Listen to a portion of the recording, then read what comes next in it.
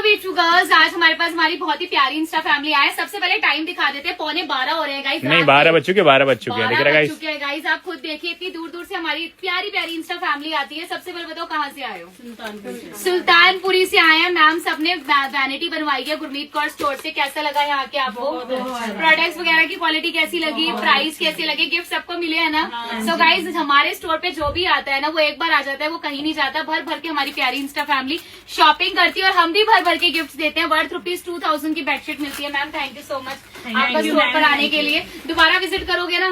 सबको रिकमेंड करोगे ना? प्राइस ऐसा तो नहीं है कि बहुत ज्यादा टू मच है, प्राइस बहुत रीजनेबल है ना? सो गाइज आप भी हमारे स्टोर पे आके विजिट करके बाय कर सकते हैं। प्राइस भी आपको रीजनेबल मिलेंगे, प्लस आपको बेस्ट गिफ्ट्स भी मिलेंगे। तो जल्दी से आ जाइए, नीचे दिए नंबर पे व्हाट्सएप कीजिए, डायरेक्ट वेबसाइट से बुकिंग कराइए एंड ज्यादा से ज्यादा स्टोर पर आइए क्योंकि ह्यूज वैरायटी मिलती है। क्योंकि दिल्ली करोलो में शॉप है हमारी, ठीक है, फटाफट विजिट करो। बाय।